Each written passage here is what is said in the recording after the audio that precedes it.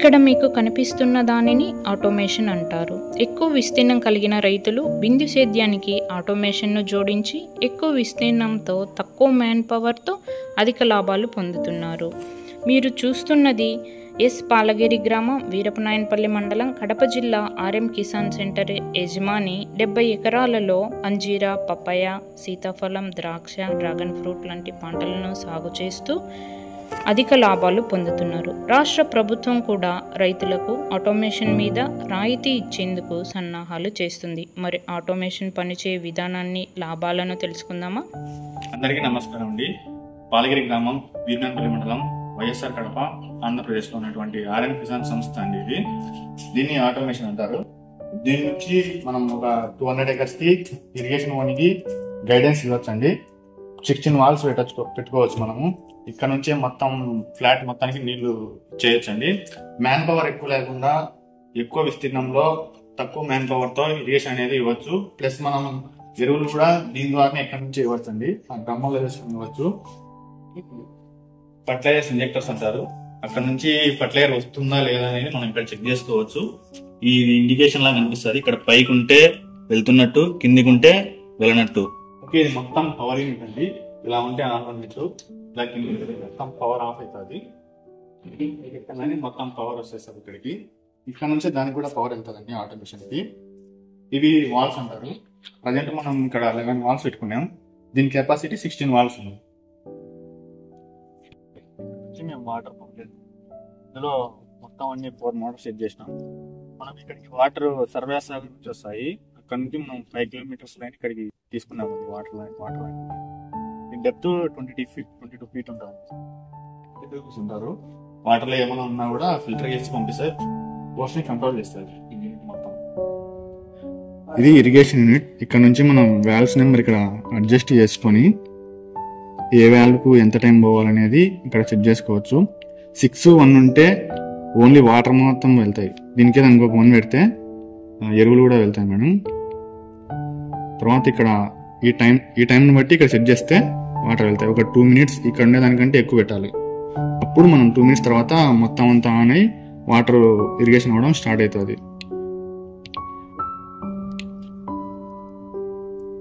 Next వచ్చేసి మనం పెట్టిన ప్రోగ్రామ్ని మధ్యలో ఆపాలంటే ఇక్కడ స్టాప్ ప్రోగ్రామ్ అని ఉంటుంది. ఆ ప్రోగ్రామ్ని మనం ఇక్కడ నుంచి ఆఫ్ చేసేయచ్చు.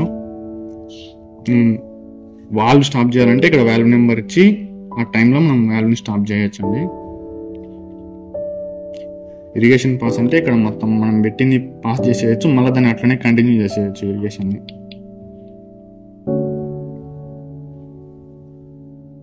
ఇవన్నీ settings madam, extra fitting settings ఉన్నాయి. వాటర్ హీటింగ్, మిస్సింగ్ ఇవన్నీ అంత ఉపయోగపడేటివి కాదు. మనకు మెయిన్గా ఈ 3: dosing, water on time, irrigation.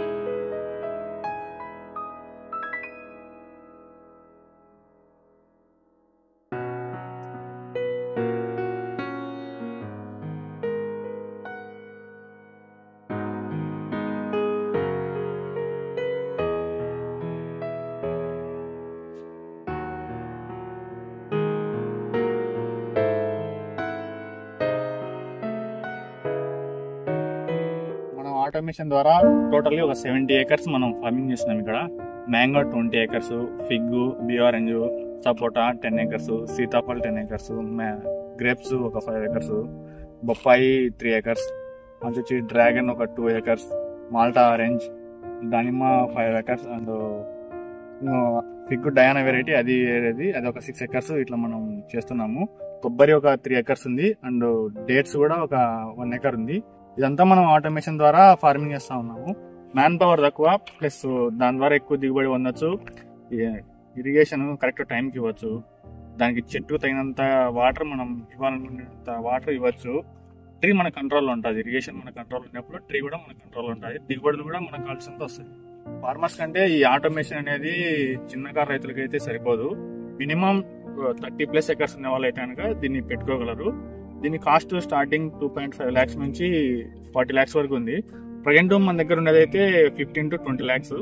Only automation మాత్రమే అంత ఉంటుంది, మిగతా ఎక్స్ట్రా ఫిట్టింగ్స్ అన్ని కాస్ట్ పక్కన ఉంటుంది. Thanks for giving this opportunity to the APML.